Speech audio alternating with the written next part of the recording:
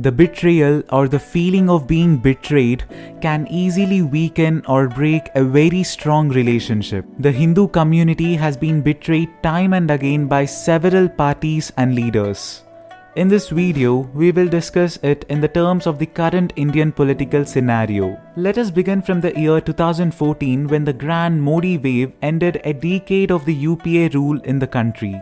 Those who elected NDA to power were expecting a better and a developed India. With the passage of time, internet became much cheaper and more accessible, especially after the arrival of Jio in the Indian telecom market. Thereafter, an unprecedented number of people started discussing about politics and voiced their opinions on social media like never before. It was the social media that ripped apart the reality of secularism in India. Most of the Hindus felt betrayed by Congress after they learnt about how the party has harmed the Hindu community over the years to appease its vote bank. Hindu community now became conscious about its culture, temples and identity more than ever since we attained our independence from the shackles of the British rule. BJP was the only party which was vocal about all these issues, so a certain feeling developed among the Hindus that only BJP could solve all the long pending issues of Hindus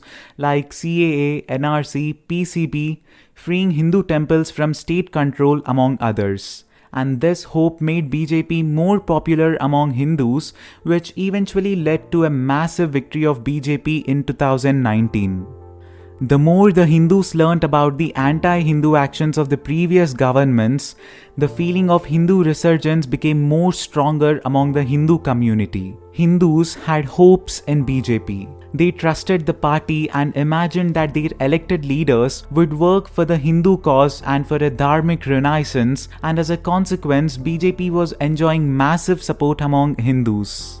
Everything was going well for the supporters, but over a period of time, Hindus started questioning Prime Minister Narendra Modi that if he can tweet about Shikhar Dhawan's injury or Shabana Azmi's minor accident, why does he maintain pin-drop silence when sadhus are lynched or when political violence erupts in Bengal?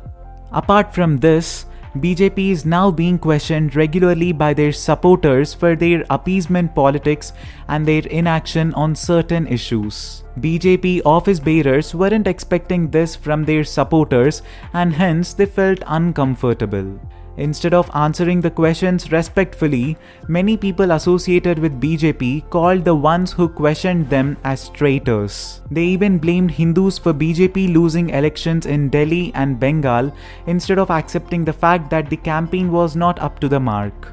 The silence of the top party officials, leaders and the appalling behavior of BJP office bearers on social media made Hindus feel betrayed once again.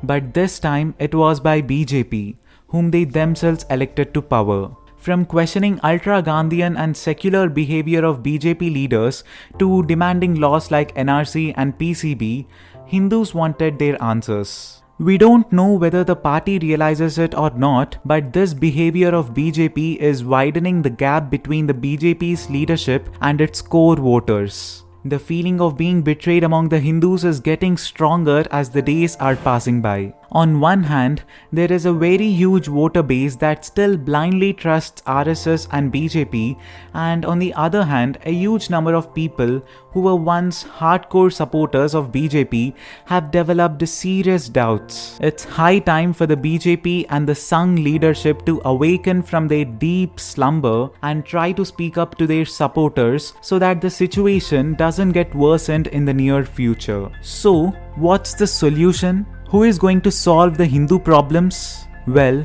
Hindus should have had understood it earlier itself. But it's never too late to realize that you are on your own. The Hindu youth should start reading and listening to those who have spent their entire lives for the Hindu cause. Parties fight elections to attain power and not to solve our problems. Understand this and start doing simple, worthwhile actions like organizing yourselves at the local level, focus on becoming financially independent, gain skills and knowledge, learn to debate, etc. So that if the need be, you can do something worthwhile and something important for the Hindu community.